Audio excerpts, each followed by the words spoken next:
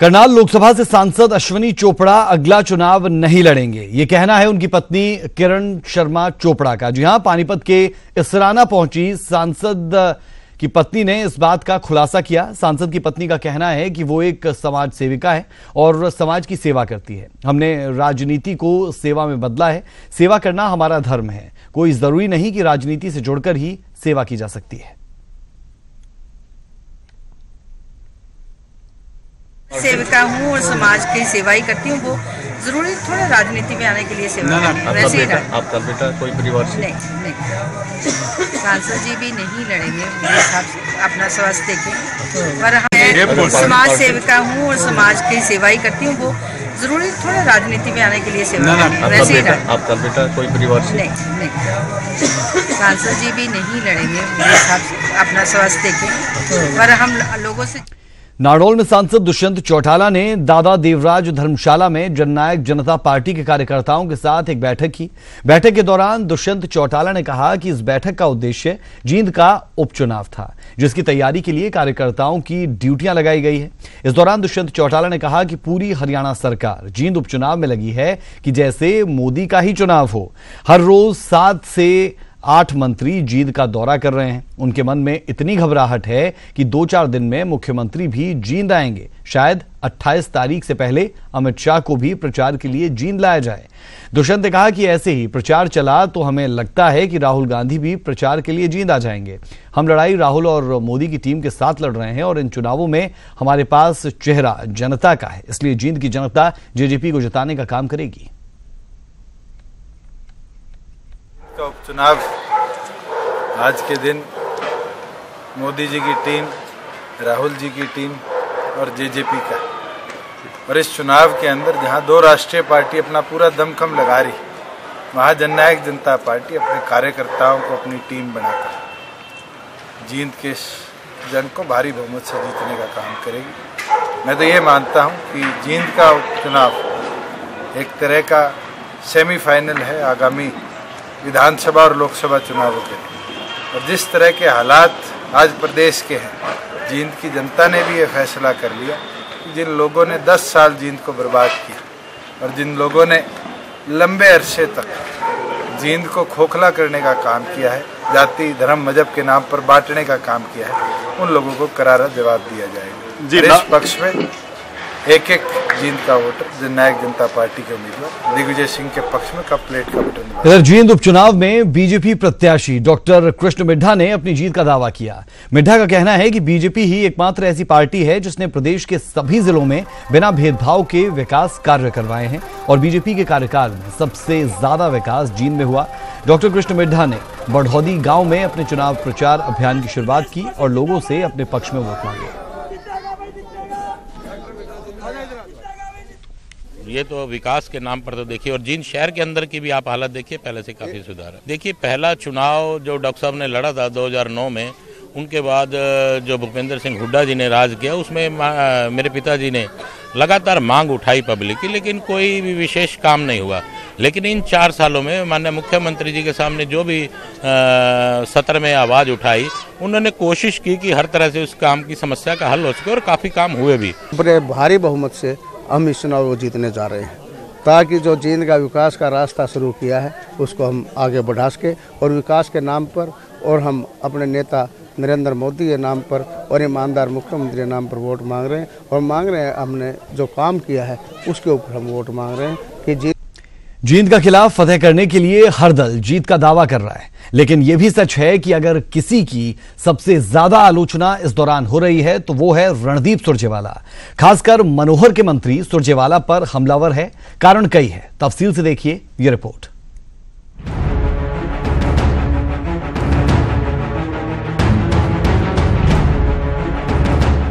जींद उपचुनाव का मुकाबला बेहद दिलचस्प हो गया है। चुनावी रण में 21 प्रत्याशी मैदान में हैं, लेकिन कांग्रेस उम्मीदवार रणदीप सुरजेवाला मनोहर सरकार के मंत्रियों के निशाने पर वेद साहब की माने तो कांग्रेस ने सुरजेवाला को धरती चाटने के लिए प्रत्याशी बनाया है। जींद उपचुनाव में भारतीय जनता पार्टी जीतेगी, कोई भी पार्टी हमारे मुकाबले में नहीं है। और इनका कुछ नहीं है सारी पार्टियों का। कांग्रेस से आपस में लड़ रहे हैं। नहीं, ये बात तो बिल्कुल ठीक है कि सुरजेवाला को ये जो भिन्न भिन्न कांग्रेस के ग्रुप हैं, इन्होंने सुरजेवाला को ट्रैप करने के लिए इस चुनाव में खड़ा किया है। क्योंकि सुरजेवाला काफी हवा ले गया था, तो हवा में उड़ता था ज्यादा, तो इसको धरती चटाने के लिए ही कांग्रेसियों ने इसको खड़ा किया है और ये जरूर धरती चाटेगा। अनिल विज ने जो कहा वो कहा, लेकिन रामविलास शर्मा से लेकर मनीष ग्रोवर तक सुरजेवाला से ये सवाल पूछ रहे हैं कि आखिर कांग्रेस की ऐसी क्या मजबूरी थी जो कैथल से विधायक सुरजेवाला को ही टिकट दे दिया गया। सवाल ये भी कि सुरजेवाला जब कैथल से विधायक रहते हुए विधानसभा की कार्यवाही में ना के बराबर पहुंचे, तो अब जीतकर कौन सा कमाल कर दिखाएंगे। डॉक्टर कृष्ण मिड्ढा, जिसके पूज्य पिता डॉक्टर हरिचंद मिड्ढा यहाँ से विधायक थे, और 36 बिरादरी की कृपा से हम जींद का चुनाव जीत करके भारतीय जनता पार्टी 2019 महाभारत का श्री गणेशन करेंगे। रणदीप सुरजेवाला राहुल गांधी का प्रिय हो सकता है, परंतु रणदीप सुरजेवाला ऑलरेडी इस विधानसभा का मेंबर है, कैथल से वो विधायक है।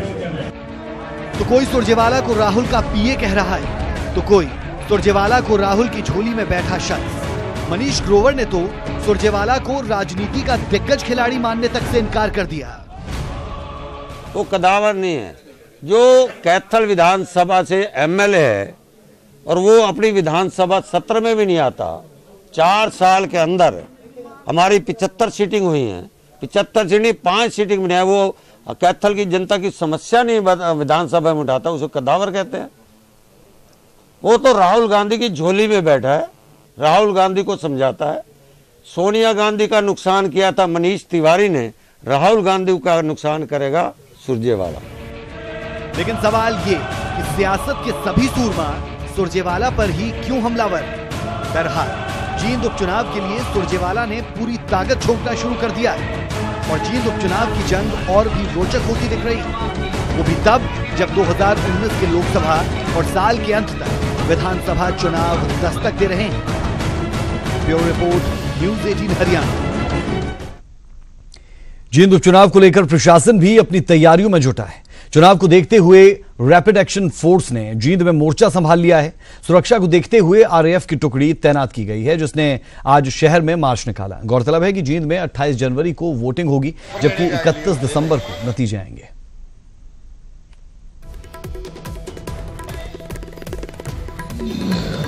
आएंगी वो तो सीपीएफ आनी जरूरी होती है, सेंट्रल पैरामिलिट्री फोर्सेस हर इलेक्शन में आनी जरूरी है। कितनी कंपनियां तकरीबन वो तो जरूरत के अनुसार उनकी सिक्योरिटी की जो असेसमेंट है पुलिस प्रशासन द्वारा वो की जा रही है और वो it is for them to see वो मंगवाएंगे, कितनी मंगवाएंगे। और कर्नाटक में इस वक्त सियासी संकट चल रहा है और कर्नाटक की कांग्रेस जेडीएस की सरकार पर खतरे के बादल मंडरा रहे हैं। बताया जा रहा है कि कांग्रेस के करीब 10 विधायक बीजेपी के संपर्क में हैं, जिसके चलते कर्नाटक में एक बार फिर सरकार बनाने और बचाने की जोड़तोड़ शुरू हो गई है। इसी बीच बीजेपी ने अपने 104 विधायकों को हरियाणा के नूह पहुंचा दिया है।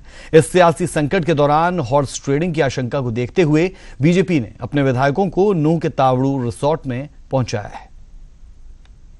हमारा जो भी भाजपा के लीडर्स है उनका एक सूचना है कि अभी लोकसभा चुनाव आ रहे, तो चुनाव में कैसे जाना है और कर्नाटक का बड़ा स्टेट है, तो ज्यादा से ज्यादा एमपीज वहां से चुन के आना चाहिए। इसलिए हमारा जिम्मेदारी क्या है वो सब मीटिंग और रणनीति यहाँ बनाती है, तो इसलिए हम यहाँ आए। कर्नाटक में सरकार बने अभी 1 साल भी नहीं हुआ है कि वहाँ पर राजनीतिक नाटक शुरू हो गया है। फिलहाल भाजपा के जो विधायक है कर्नाटक के, वो गुरुग्राम के इसी आईटीसी भारत रिजोर्ट में रुके हुए हैं और कल से ही ये करीब 100 के करीब विधायक है जो यहाँ ठहरे हैं और लगातार कर्नाटक की जो राजनीति है उसके ऊपर चर्चा हो रही है। एक तरफ जेडीएस और कांग्रेस का जो गठबंधन है उसको जो लेकर के जो सत्ता पक्ष के लोग हैं वो भाजपा पर आरोप लगा रहे हैं कि वो उनकी सरकार को गिराने की कोशिश कर रहे हैं।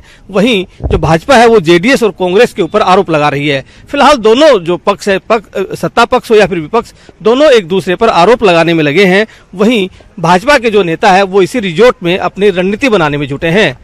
कर्नाटक के येदियुरप्पा जो कि भाजपा के वरिष्ठ नेता है वो भी इस रिजॉर्ट में मौजूद है विधायकों के साथ, और कहा जा रहा है कि सुबह जो नाश्ते की टेबल के ऊपर राजनीति के ऊपर एक लंबी चर्चा हुई और कहीं ना कहीं येदियुरप्पा अपने विधायकों को ये समझाने की कोशिश में जुटे हैं कि वो कर्नाटक की सत्ता में वापसी कर सकते हैं।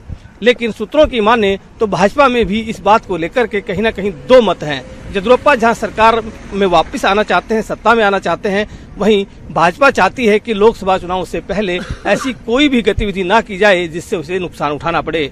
तो फिलहाल देखना होगा कि भाजपा के जो नेता यहाँ जुटे हैं वो किस तरह से इस मुहिम को आगे बढ़ाते हैं और अब आगे इस पूरे प्रकरण में क्या नया निकलकर सामने आता है।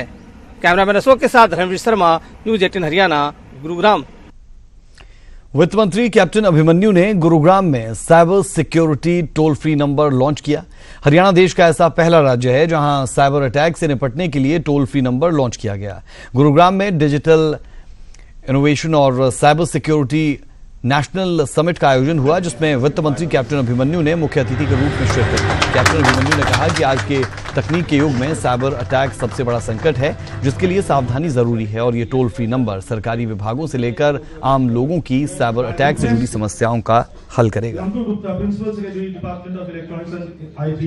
हरियाणा सरकार ने जो साइबर सिक्योरिटी एनवायरनमेंट को लेकर के सजगता दिखाई है और एक महत्वपूर्ण राष्ट्रीय स्तर का समिट ऑर्गेनाइज किया है कि आज ये साइबर जो वर्ल्ड है ये दुनिया की रियलिटी है, जिंदगी की हकीकत है। मेरी शुभकामनाएं हैं कि यहाँ से कुछ हरियाणा सरकार ने जो इनिशिएटिव लिया है वो पूरे देश